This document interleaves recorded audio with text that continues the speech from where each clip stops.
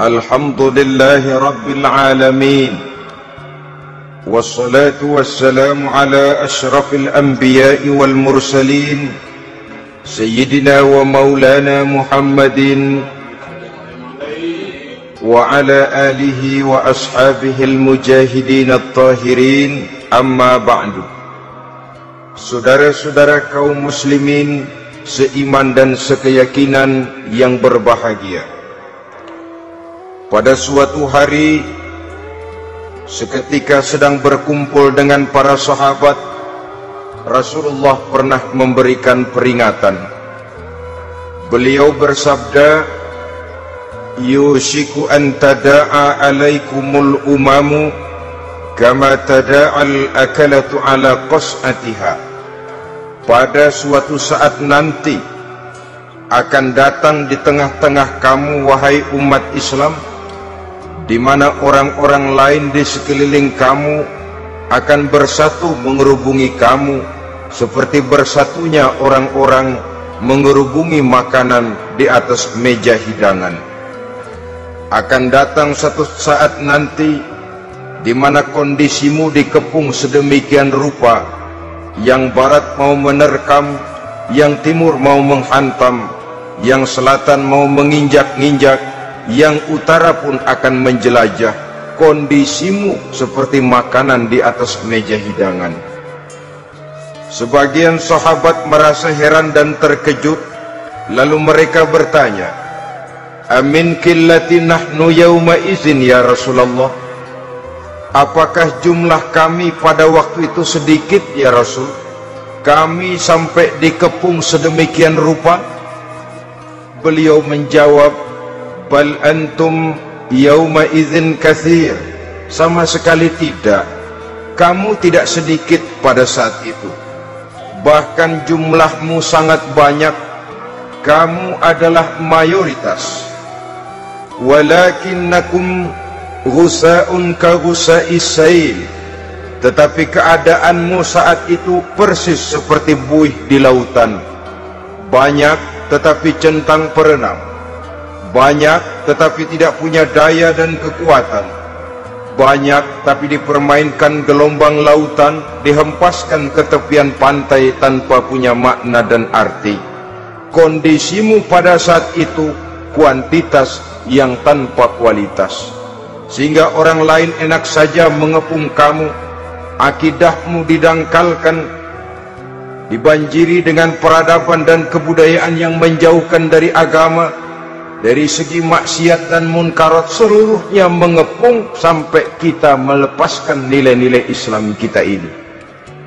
Dan celakanya, sambung beliau, wal yanzi'anna fi qulubi aduwikumul mahabata minkum. Akan dicabut kehebatanmu di mata musuh-musuhmu, sehingga pada saat seperti itu orang lain memandangmu umat Islam enteng saja, remeh saja, tidak ada apa-apanya. Sudahlah, pokoknya umat Islam sikat saja, umat Islam enteng, umat Islam kecil, umat Islam tidak ada apa-apanya. Alangkah ironinya, alangkah menyedihkannya, memilukan dan sekaligus memalukan. Umat yang mayoritas ini dipermainkan oleh yang minoritas. Umat yang jumlahnya terbesar, terbanyak, bahkan konon menurut catatan sampai 90%, tapi dipermainkan oleh mereka, kelompok-kelompok kecil ini. Wal yakzifanna fi qulubikumul wahn. Pada saat itu di hatimu dicampakkanlah penyakit wahan. Sahabat kemudian bertanya, wa mal wahnu ya Rasulullah? Apakah penyakit wahan itu ya Rasul? Beliau menjawab, hubbud dunya wa karahiyatul maut. Penyakit wahan itu tidak lain hubbud dunya wa karahiyatul maut. Terlalu cinta kepada dunia dan terlalu takut kepada mati. Materialistis dan takut resiko. Dua penyakit inilah yang menyebabkan walaupun umat ini mayoritas, tapi dipermainkan oleh yang minoritas. Walaupun dia golongan terbesar, tapi nasibnya seperti makanan di atas meja makan. Dari segala macam penjuru mau menghantam dia. Saudara-saudara kaum muslimin yang berbahagia, ini merupakan analisa sosial bahwa pada suatu saat nanti akan terjadi di tengah-tengah umat di mana kita dihantam dan diserbu dari segala macam penjuru. Akidah didangkalkan, peradaban dan kebudayaan dirusak, makanan dan minuman diracuni, pakaian ditelanjangi dan lain sebagainya, sampai kita melepaskan nilai Islam yang kita cintai ini. Kondisi sosial ini satu saat akan datang kepada kita.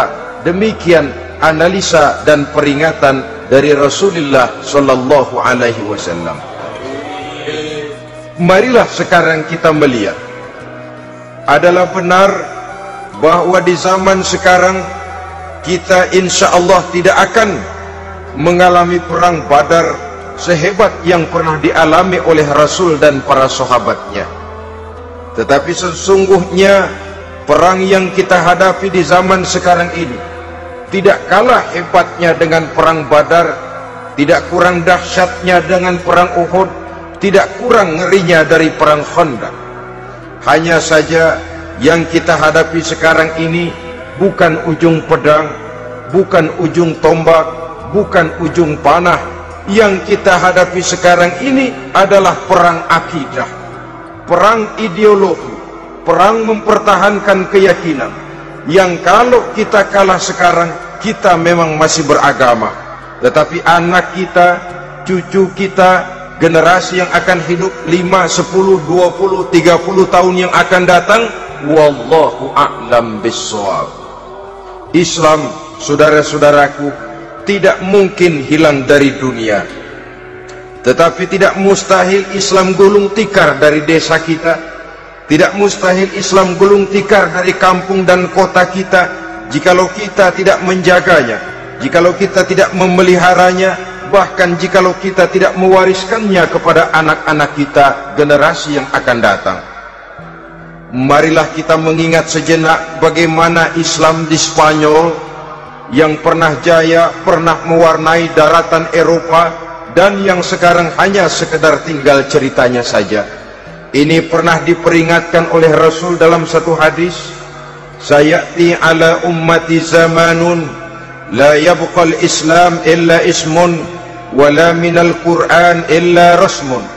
Akan datang satu masa di tengah umatku di mana pada masa itu Islam ada tapi hanya tinggal sekedar namanya saja, dan Quran pun ada tapi cuma sekedar tinggal tulisannya saja. Apabila kita tidak mewariskan ini kepada generasi yang akan datang, maka serbuan-serbuan dari berbagai macam penjuru dari hari ke hari semakin kita rasakan kehebatannya. Tidak mustahil sejarah Spanyol akan terjadi di desa kita, akan terjadi di kampung kita, akan terjadi di kota kita. Orang Spanyol kalau mereka cerita kepada anaknya, mereka akan cerita, nak, di sini dulu ada masjid. Kapan Pak? Dulu bener dah. Banyak orang Islam kalau hari Jumat pada sembahyang, kapan itu Pak? Dulu sekali. Sekarang cuma sekedar tinggal ceritanya saja. Bukankah sesuatu yang sangat tidak mustahil apabila kita tidak menjaga dan mewariskan Islam ini kepada generasi yang akan datang, maka serbuan-serbuan akan membawakan hasil yang diinginkan oleh para penyerbu itu tadi. Kita sudah menjadi umat yang mayoritas, tetapi umat yang mayoritas ini menurut Rasul dikepung sedemikian rupa, akidahnya didangkalkan, peradaban dan kebudayaannya ditekan sedemikian rupa, kehidupan sosialnya dibuat individualis, kemudian dari segi pergaulan, pakaian, makanan, minuman dan sebagainya diracuni, sampai dia tidak lagi berpegang teguh kepada agamanya. Dan dikala itu hilang kehebatan umat ini di mata musuh-musuhnya, Orang lain memandang kita ringan saja, enteng saja, satu umat yang sudah kehilangan wibawa. Padahal konon kabarnya kita mayoritas, tapi enak saja dikutak-kutik orang lain. Dan dikala itu di hati kita merajalela penyakit wahan. Penyakit wahan itu apa? Pertama, hubbud dunia, terlalu cinta kepada dunia. Terlalu cinta kepada dunia yang menyebabkan kita lupa akan tanggung jawab dan kewajiban, lupa meneruskan dan mewariskan Islam kepada generasi yang akan datang.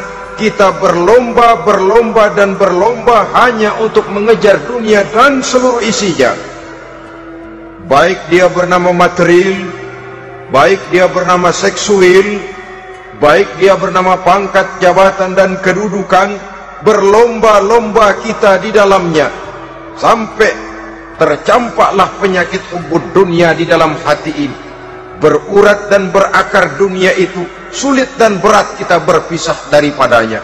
Akibatnya kemauan untuk berbuat demi dan atas nama agama sangat sulit terwujud di dalam kehidupan ini. Yang kedua, karahiyatul maut, terlalu takut kepada mati. Baik mati ajal, mati dalam artian yang sebenarnya, baik mati usahanya, baik mati karirnya, baik mati pangkat dan jabatannya. Sehingga dengan demikian akibatnya jatuhlah kita menjadi umat yang kehilangan wibawa di mata orang lain. Saudara-saudara kaum muslimin rahimakumullah, saya katakan tadi, perang yang kita hadapi di zaman sekarang adalah perang akidah. Perang menghadapi peradaban dan kebudayaan yang menghancurkan moral daripada anak-anak kita. Perang menghadapi banjirnya maksiat dan munkarat, yang di tengah-tengah itu, di samping berkewajiban menjaga diri dan keluarga, kita pun juga berkewajiban menjaga anak-anak kita, generasi yang akan datang, mengarahkan dan mendidik mereka sesuai dengan yang dikehendaki oleh Allah Subhanahu wa ta'ala. Oleh sebab itu, pada pertemuan kali ini yang akan saya bicarakan ialah bagaimana idealnya seorang muslim lebih dahulu memberikan pendidikan kepada anak-anaknya. Di tengah satu situasi dan kondisi di mana serbuan datang silih berganti melanda dan menghantam umat Islam, kemana anak-anak kita ini harus kita arahkan? Karena kita orang tua mempunyai tanggung jawab. Anak adalah amanah, menyia-nyiakan amanah adalah dosa, dan dosa itu merupakan satu dosa yang besar. Bahkan orang tua bisa saja masuk neraka kalau tidak bertanggung jawab tentang anak-anaknya.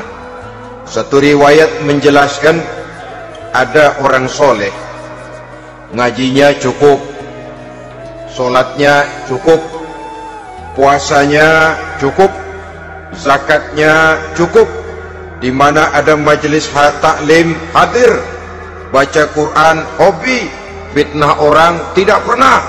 Di akhirat setelah disidang dia ternyata lebih banyak kebaikannya daripada kejahatannya, maka dia pun diperintahkan dan dipersilahkan masuk ke dalam surga.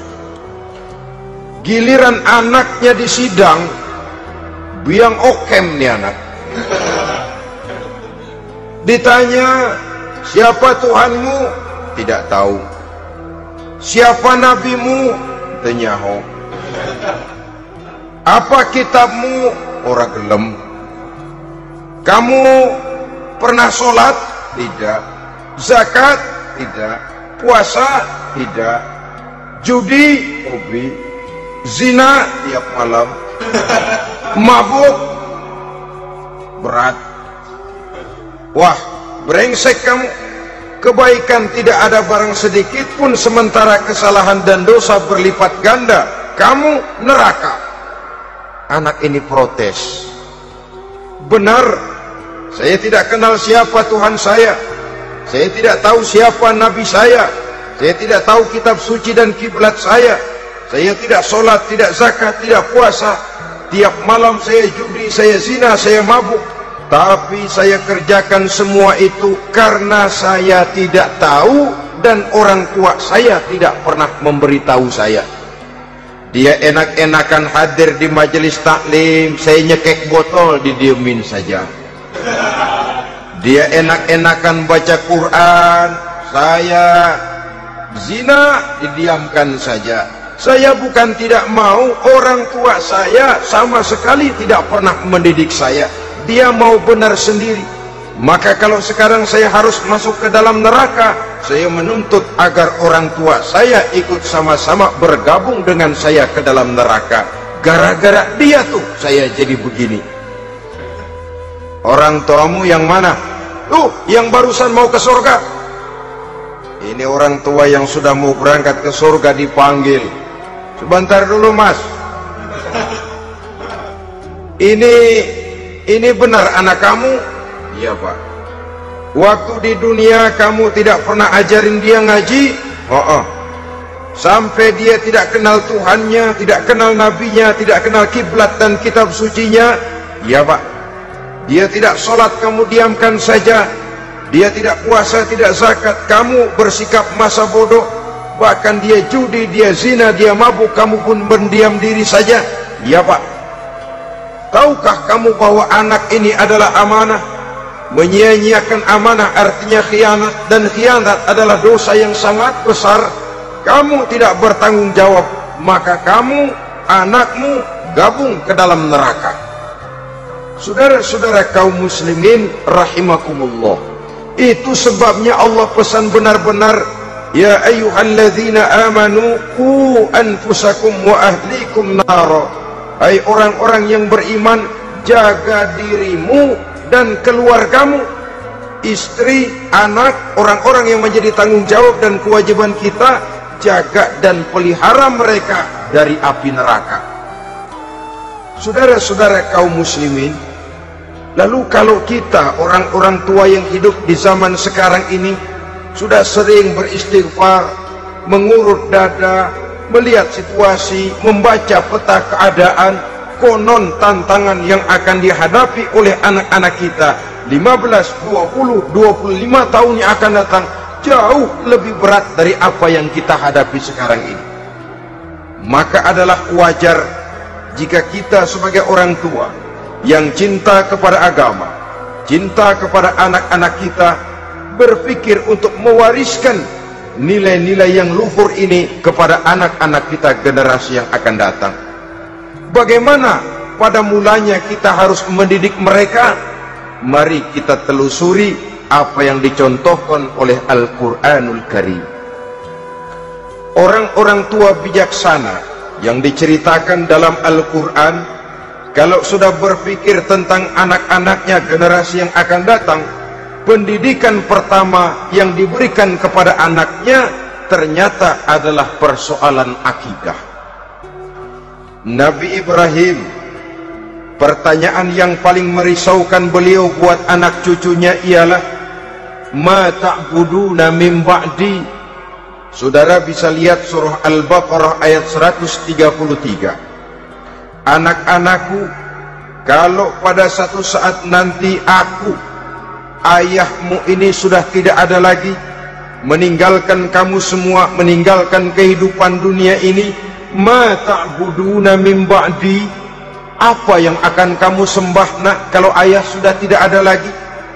Jikalau ayahmu sekarang masih rajin ke masjid, melakukan rukuk dan sujud, i'tikaf dan membaca Quran, kalau satu saat ayahmu meninggalkan dunia ini, masihkah engkau mau ke dalam masjid? Masihkah engkau rukuk dan sujud? Masihkah engkau i'tikaf? Ma ta'buduna min ba'di, apa yang akan kamu sembah kalau aku ayahmu tidak ada lagi nak?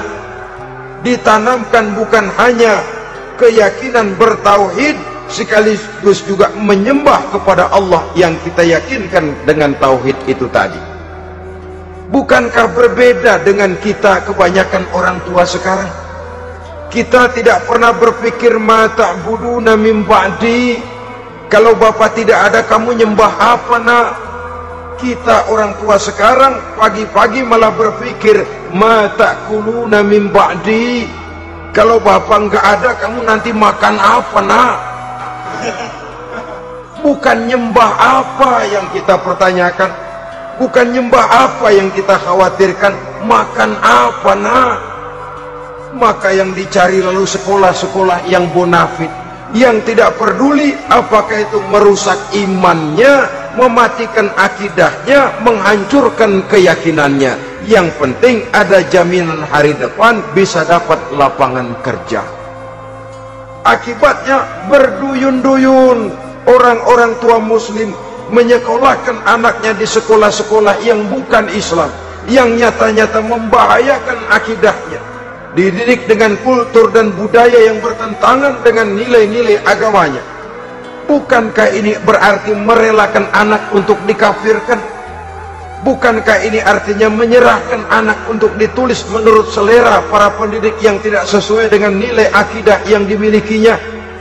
Mengapa kita tidak berpikir seperti Nabi Ibrahim, yang sebelum memberikan pendidikan kecerdasan, sebelum pendidikan matematika, IPS, PSBB dan disiplin ilmu lainnya, yang pertama ditanamkan, ma ta'buduna min ba'di, kalau ayahmu tidak ada, kamu menyembah apa, nak?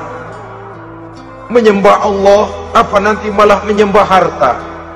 Menyembah Allah apa nanti malah mendewa-dewakan pangkat dan jabatan? Menyembah Allah apa malah nanti menyembah alam? Itu yang dikhawatirkan Nabi Ibrahim kepada generasi yang akan datang. Dan itu saudara-saudara yang seharusnya mengkhawatirkan kita kepada anak-anak kita, generasi yang akan datang. Lihatlah serbuan akidah di zaman sekarang ini. Dimanfaatkan kemiskinan kita umat Islam. Diberikan kita tawaran berupa beras, pakaian, obat-obatan, kalau perlu beasiswa, asal bisa melepaskan keislaman kita ini. Bertahap, sedikit demi sedikit, step by step, shibran bi shibrin wa zira'an bi zira'in.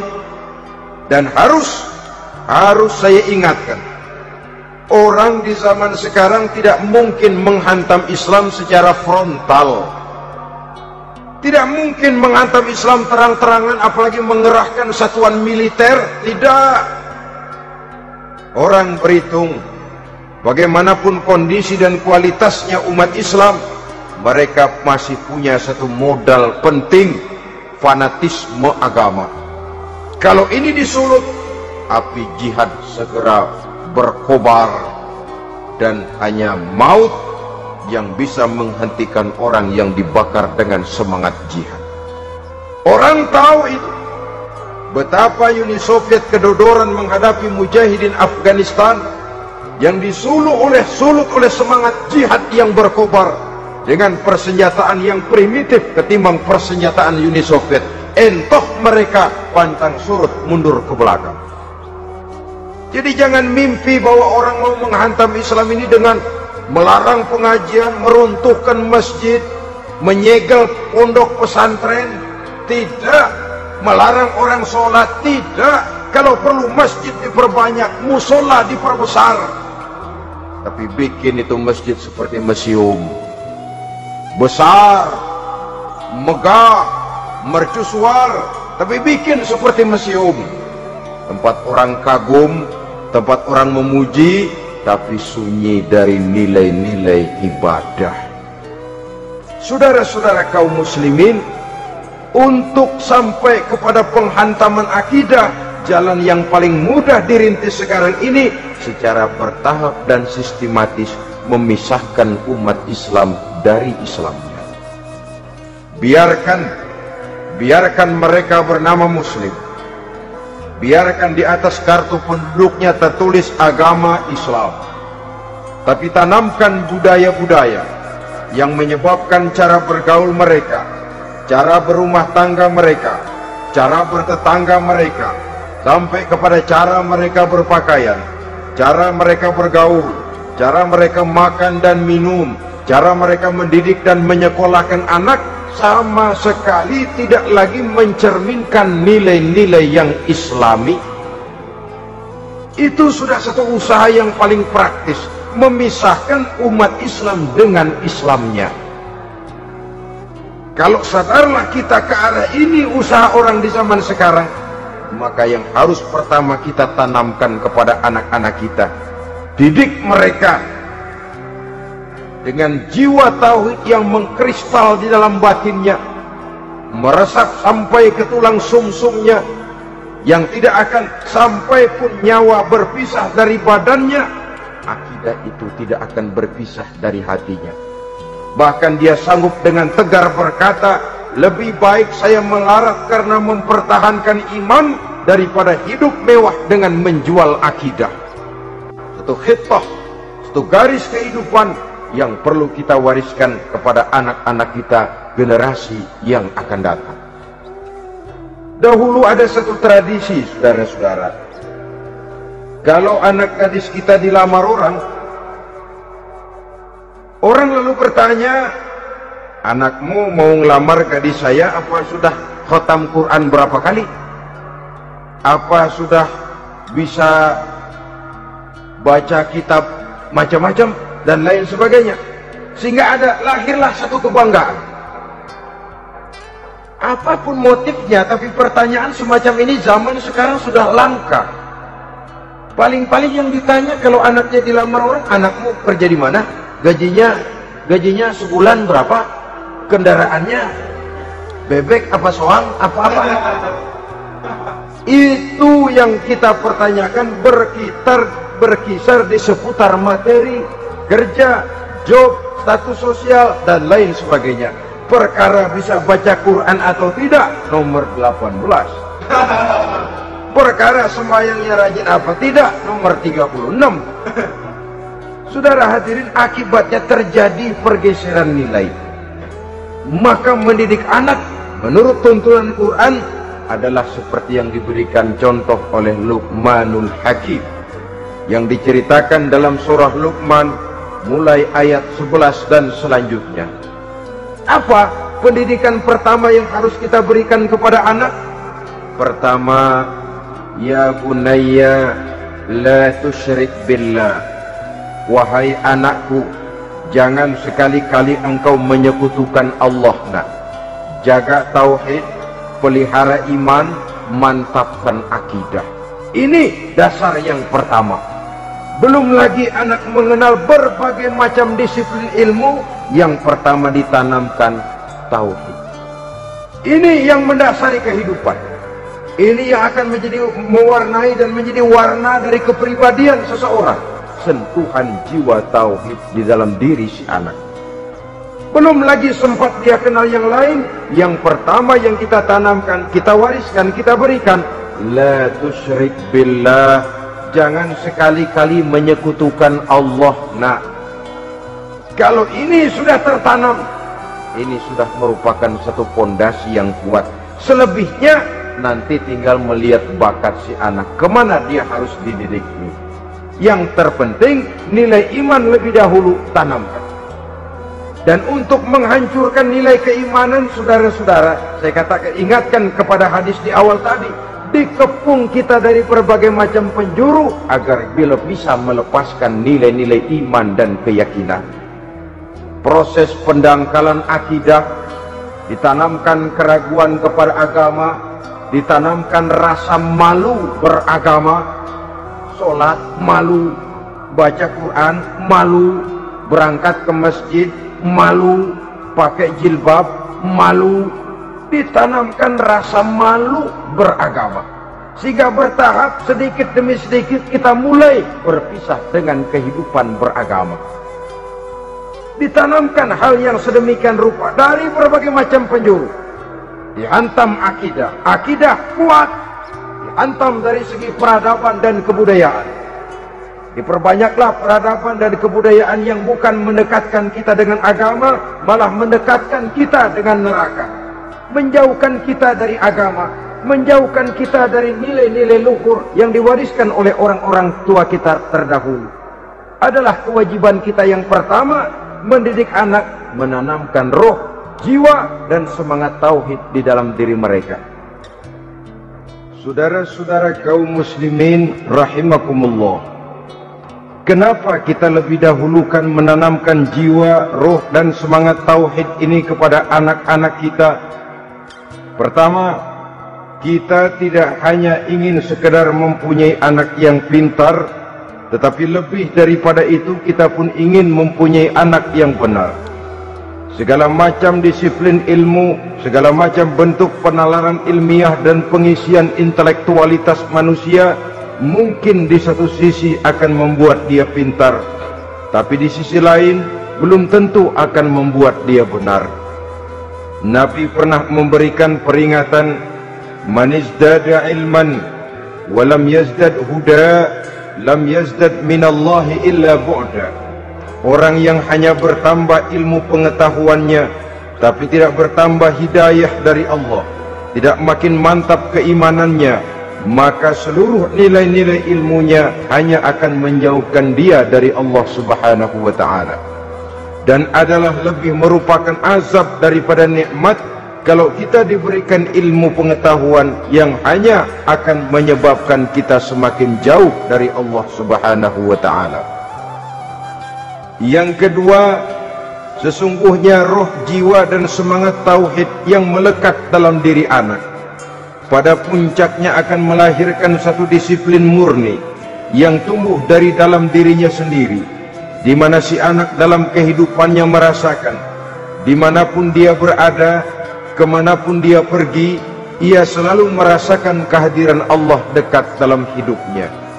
Ia sadar sesadar-sadarnya bahwa tidak ada satu perbuatan yang bagaimanapun kecilnya yang bisa disembunyikan dari kekuasaan Allah Subhanahu wa ta'ala. Yang ketiga, dengan penanaman roh, jiwa dan semangat iman ini, maka diharapkan anak-anak nanti pada pertumbuhannya sanggup mengendalikan hawa nafsunya. Dengan kata lain, bahwa penanaman jiwa tauhid, penanaman roh dan semangat keimanan ini merupakan kondisi dasar yang harus dilakukan sebelum yang lain-lainnya. Kemudian pendidikan kedua yang diberikan oleh Al-Quran melalui contoh dan model dengan Luqmanul Hakim ini, setelah menanamkan tauhid, ditanamkanlah kepada si anak ini rasa hormat kepada orang tuanya. Wa wassaynal insana biwalidayhi, dan kami wasiatkan kepada manusia untuk berbakti kepada ibu bapaknya. Hamalathu ummuhu wahnan ala wahnin, karena ibunya telah mengandungnya dengan kepayahan di atas kepayahan, maksudnya dengan kepayahan dan kelelahan yang berlipat ganda. Sehingga ketika Rasul ditanyakan orang, ya Rasul, siapa yang paling harus saya taati di dunia ini? Beliau menjawab, ibumu. Kemudian siapa lagi ya Rasul? Ibumu. Setelah itu siapa lagi ya Rasul? Ibumu. Dan kemudian siapa ya Rasul? Bapakmu. Ibu, ibu, ibu, bapak. Bahkan al-jannatu tahta aqdamil ummahat, surga berada di bawah telapak kaki ibu. Bagaimana menanamkan rasa hormat kepada orang tua di hati anak? Tentu yang pertama, bagaimana orang tua bisa memberikan keteladanan. Marilah kita sebagai orang-orang tua ini menyadari bahwa sebelum anak kenal sekolah dasar, sebelum anak kenal TK, ibtidaiyah, sanawiyah sampai kepada perguruan tingginya, yang pertama dia kenal adalah lingkungan rumah tangganya, gurunya adalah ibu bapaknya. Di sini berlakulah apa yang dinamakan keteladanan. Keteladanan jauh lebih berhasil daripada sekedar teori-teori yang muluk. Keteladanan jauh lebih berhasil daripada berbagai macam indoktrinasi dan penataran. Kurangnya keteladanan akan menyebabkan anak mencari pola. Apabila kita orang tua ini tidak bisa memberikan keteladanan yang baik kepada anak-anak kita, maka pada suatu saat anak-anak akan menganggap enteng dan kehilangan wibawa kita sebagai orang tua di mata mereka. Dikala itu akan sangat sulit kita membentuk kepribadian mereka. Bukankah di zaman sekarang ini kita banyak mengalami krisis wibawa, krisis figur? Ada yang karena rapotnya merah melulu, gurunya dikeroyokin. Pak guru pulang sekolah dicegat. Bahkan nyaris ada orang tua pernah dibunuh oleh anaknya sendiri. Dan lain sebagainya, kasus-kasus yang sebenarnya tidak perlu terjadi, karena memang bukan saja bertentangan dengan nilai budaya kita sebagai bangsa, tapi juga bertentangan dengan ajaran agama kita sendiri. Krisis wibawa, krisis figur, yang juga akibatnya harus kita sadari banyak faktor yang membentuk kepribadian anak. Pergaulannya, yang dibacanya, yang ditontonnya, yang disaksikannya di dalam kehidupan.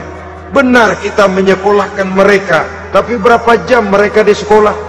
6 jam, 7 jam paling lama. Sedangkan mereka hidup satu hari satu malam 24 jam. Kalau cuma 7 jam di sekolah, ini berarti lebih banyak dia di luar sekolah.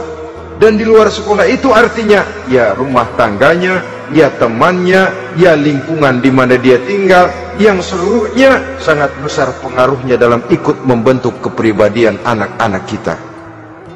Saya katakan tadi, di samping kita menghadapi perang akidah, kita pun berhadapan di dalam perang menghadapi peradaban dan kebudayaan yang bukan saja menjauhkan kita dari agama, tetapi sanggup menghancurkan moral daripada anak-anak kita. Secara pribadi, saudara-saudara, saya iri, saya kagum misalnya dengan kemajuan yang diperoleh oleh negara tetangga kita, Jepang misalnya. Padahal tahun 45 ia pun hancur lebur oleh meledaknya atom di Hiroshima dan Nagasaki. Tapi bagai satu tenaga raksasa kemudian Jepang bangkit menjadi satu negara superpower di Asia. Bahkan gurunya saja Amerika sekarang ini kewalahan menghadapi perang dagang dengan Jepang ini. Dan yang menarik, Jepang bisa maju dan modern dengan tetap menjadi Jepang, tanpa harus kehilangan identitasnya sebagai satu bangsa, tanpa harus kehilangan kepribadiannya sebagai satu bangsa.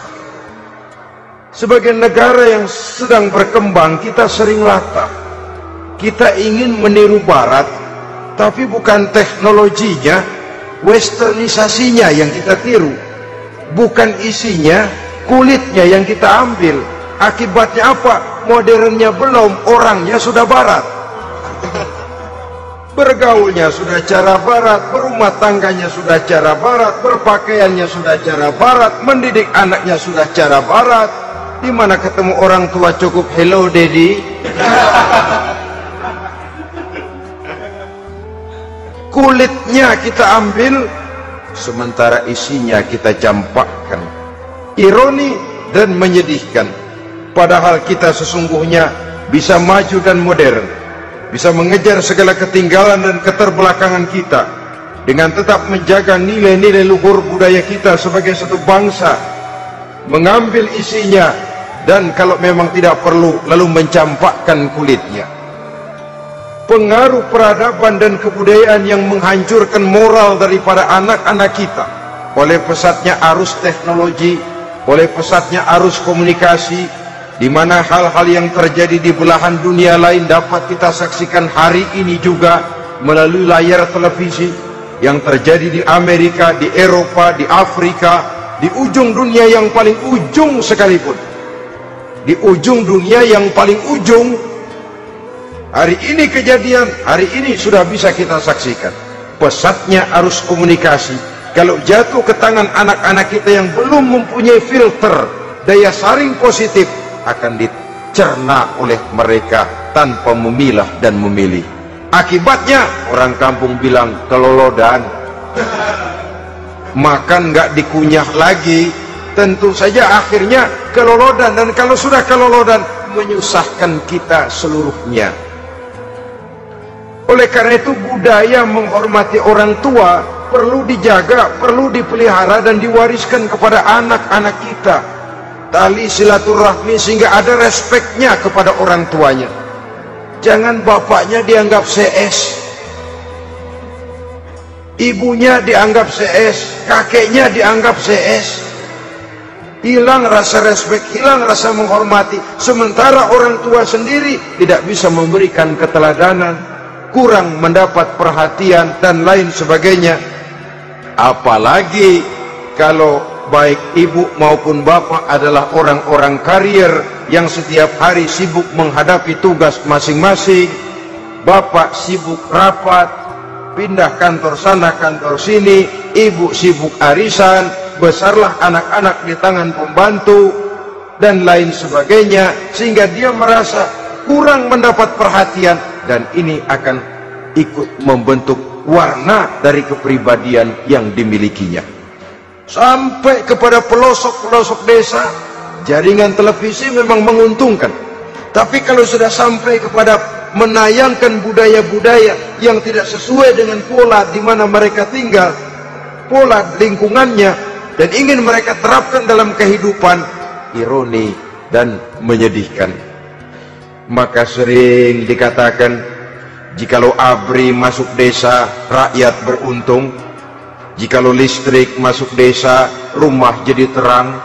Jikalau koran masuk desa, rakyat jadi cerdas. Jikalau hakim masuk desa, rakyat lalu sadar hukum.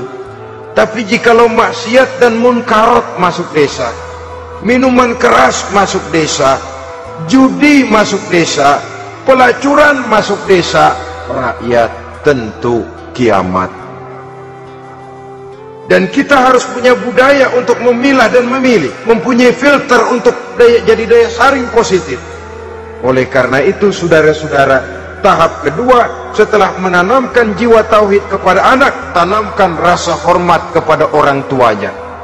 Orang tua itu ibu bapaknya, orang tua itu guru-gurunya yang mengajarkan dia, atau yang dianggap tua yang lebih senior dari dia. Karena tidak ada satu peradaban yang berdiri sendiri. Bagaimanapun maju dan modernnya kita sekarang, tentu merupakan mata rantai yang berkaitan dari generasi terdahulu.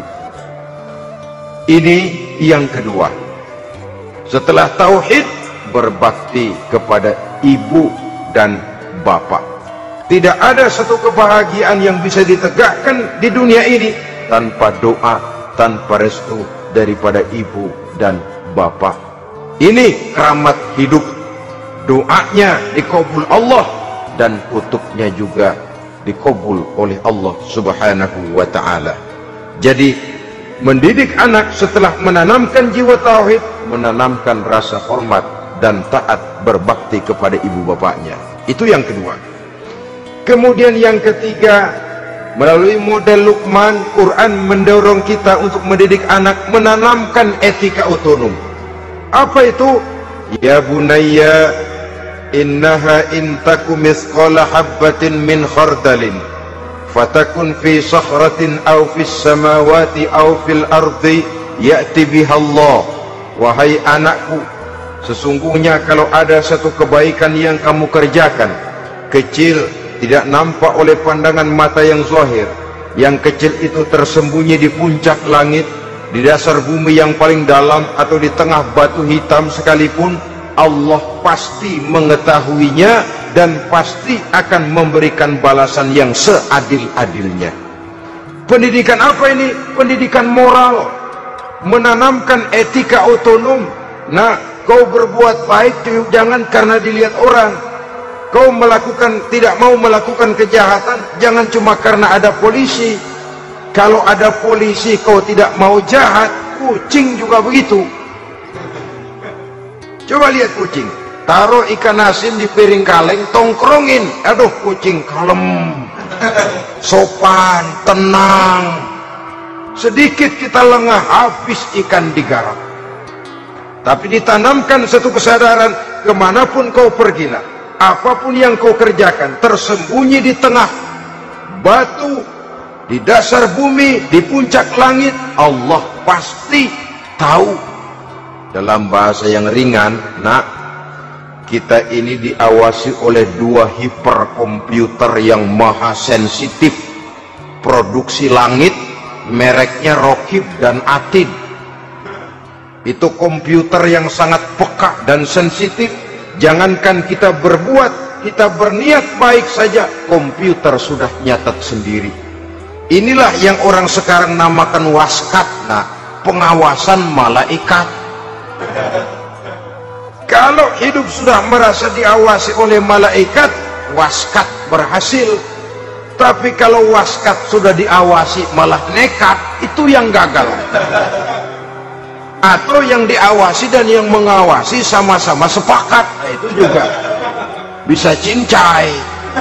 Saudara-saudara kaum muslimin rahimakumullah, waskat dalam pengertian kita muslim, bagaimana hidup ini merasakan diawasi oleh malaikat. Intelektualitas yang tinggi sekalipun, IQ yang nilainya plus sekalipun, disiplin ilmu yang bagaimanapun banyak yang memenuhi benak kita, tanpa diiringi oleh etika otonom, orang sering mencari celah dan kesempatan. Mencari celah dan kesempatan. Tapi kalau sudah merasa, kemanapun saya pergi, dimanapun saya berada, kebaikan bagaimanapun sekecilnya saya lakukan, toh Allah pasti akan memberikan balasan. In khairan wa khairun, wa in syarran wa syarrun. Jikalau baik, baik balasan yang kita terima. Jikalau jahat, jahat kejahatan yang kita terima.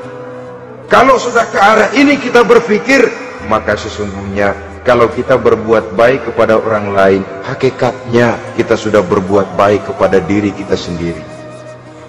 Lalu tidak ada merasa rugi berbuat baik kepada orang, karena manakala dia melakukan kebaikan kepada orang lain, artinya dia sudah berbuat baik untuk dirinya sendiri. Jadi setelah tauhid, kemudian berbakti kepada ibu bapak, yang ketiga baru pendidikan tentang akhlak, tentang moral. Pola ini yang sering terlupakan oleh kita, bahwa bagi kita itu pendidikan tidak lain upaya mencerdaskan otak anak. Jangan sampai sebab ini kelihatannya pembangunan makin maju, persaingan hidup makin tajam, tensi ekonomi semakin tinggi, sementara jumlah tenaga kerja dengan lapangan kerja yang tersedia jauh dari mencukupi.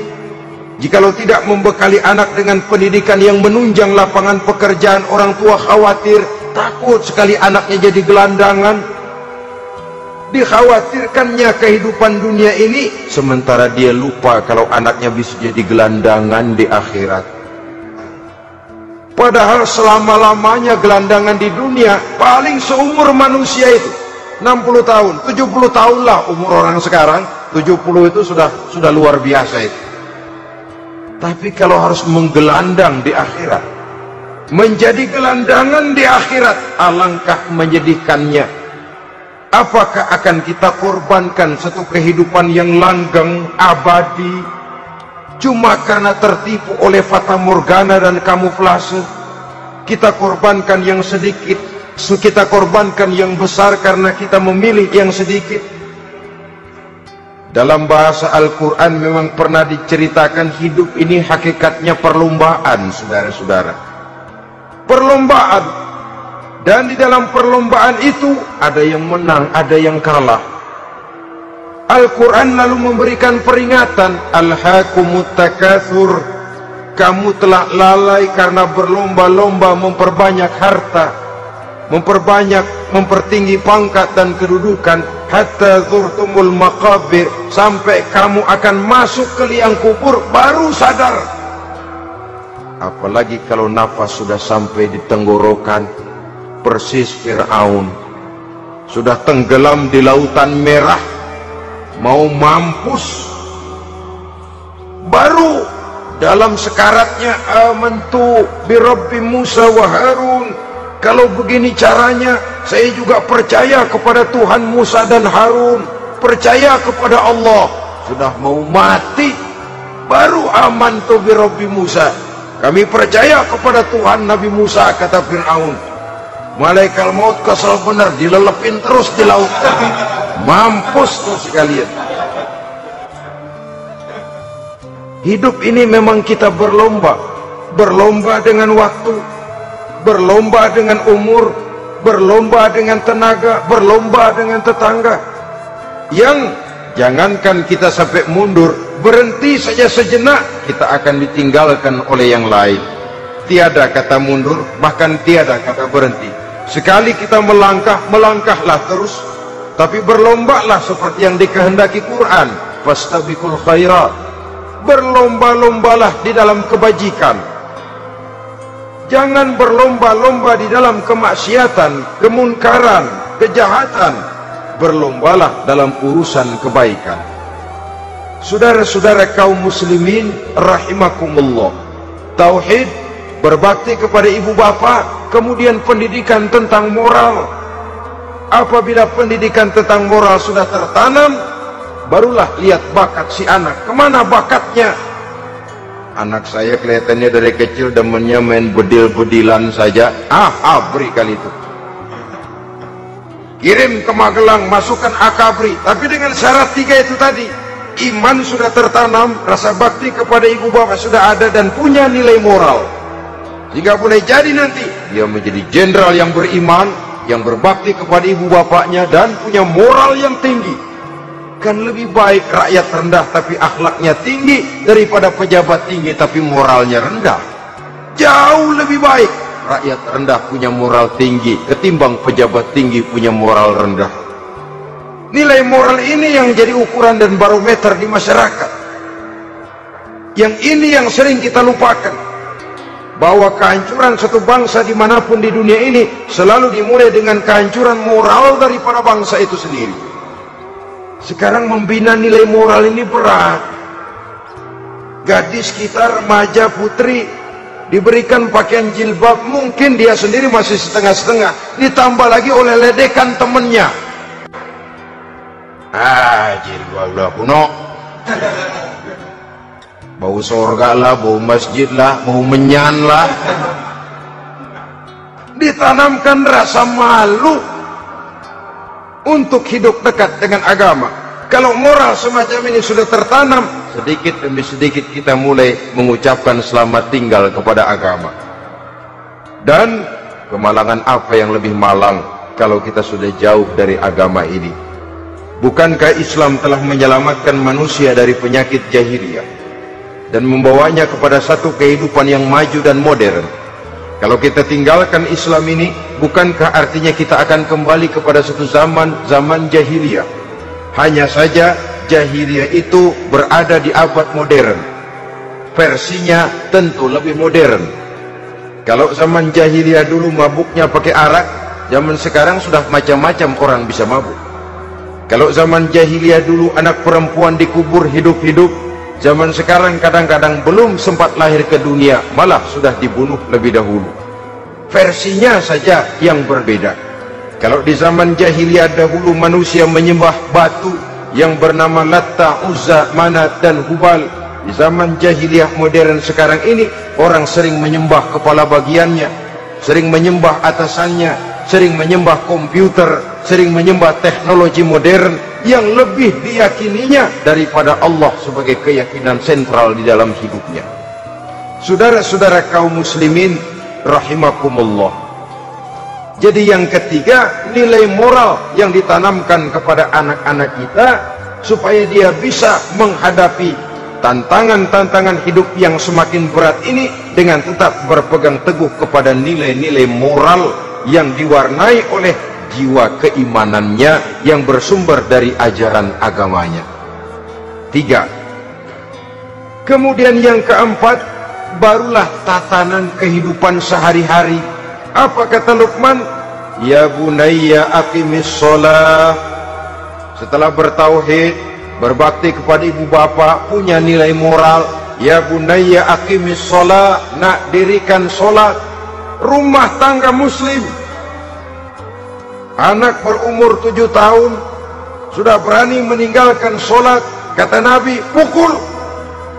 Bukan untuk menyakiti, untuk mendidik, karena sayang kepada anak. Saudara-saudara, kita khawatir betul kepada anak.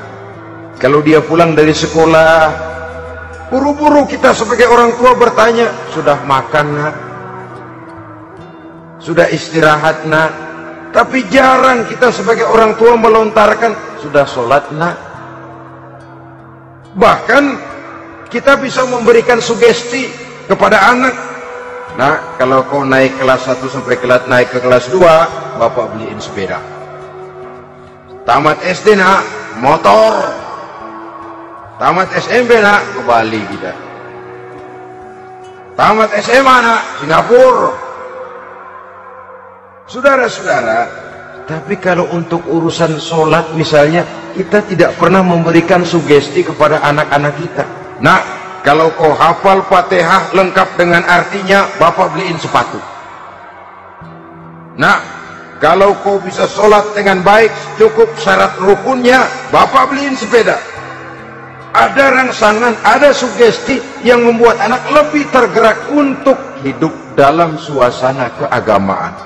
Ya bunayya aqimis sholat, nak dirikan sholat. Sebab ini sandaran vertikal yang paling langsung antara manusia dengan Tuhannya. Menyadari bahwa sepanjang yang bisa dilakukan oleh manusia hanyalah berusaha, dan kepastian sepenuhnya ada di tangan Allah. Dengan sholat kepribadianmu diperteguh, dengan sholat sandaran vertikalmu kepada Allah diperkuat. Dan pada waktunya nanti Al-Quran memberikan bimbingan, hendaklah minta tolong kepada Allah dengan sabar dan tetap mendirikan sholat. Ya bunayya aqimis sholat. Setelah itu, wa'mur bil ma'rufi wanha 'anil munkar. Tegaklah membina yang ma'ruf, tegaklah mencegah yang munkar. Ini sikap hidup. Sholat tadi tugas hidup. Lalu sikap hidup tampil di tengah masyarakat, membina yang ma'ruf, mencegah yang munkar sesuai dengan kesanggupan masing-masing. Bukankah setiap kita kepingin punya anak yang bermanfaat, setidaknya bagi keluarganya, syukur kalau bisa bagi lingkungannya, bagi masyarakat, bangsa dan negaranya. Dan satu di antara tanda orang yang bermanfaat, kalau dia bisa hidup menjadi penganjur yang ma'ruf dan pencegah yang munkar. Dan itu kalau tidak ada hidayah, sulit orang mau melaksanakan itu. Sebab apa? Ada kecenderungan belakangan ini di mana agama dianggap urusan pribadi. Sehingga orang lalu sering bilang, jangan bawa agama dah, itu kan bukan urusan agama. Ini sudah ciri berpikirnya sekuler. Jangan bawa-bawa agama. Agama urusan pribadi, artinya orang mau sholat mau enggak, jangan bilang apa-apa dah. Urusan dia sendirian. Dia mau puasa dia enggak, merdeka saja, urusan pribadi. Agama bukan persoalan pribadi. Apalagi jika sudah menyangkut amar ma'ruf dan nahi munkar. Siap menegakkan yang baik, mencegah yang munkar, untuk tegaknya satu masyarakat yang diwarnai oleh kebaikan dan terhindar dari segala macam kejahatan. Dan terus ayat-ayat selanjutnya mencerminkan sikap hidup. Namun yang intinya, cara mendidik anak yang baik yang dicontohkan oleh Al-Quran dengan Luqmanul Hakim sebagai model. Pertama, tanamkan tauhid. Yang kedua, tanamkan rasa hormat dan berbakti kepada ibu bapaknya. Yang ketiga, tanamkan moral, nilai akhlak yang tinggi. Setelah itu yang keempat, biasakan hidup dalam suasana keagamaan.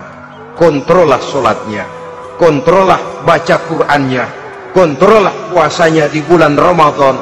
Ajaklah anak-anak sholat berjamaah, sehingga dengan demikian dia terbiasa oleh satu suasana yang mendekatkan dia dengan nilai agamanya. Dari sana diharapkan nilai-nilai ilmu yang didapatnya dari bangku sekolah akan menciptakan keseimbangan dengan yang ditanamkan oleh orang tuanya dalam bentuk yang dijelaskan oleh surah Luqman itu tadi.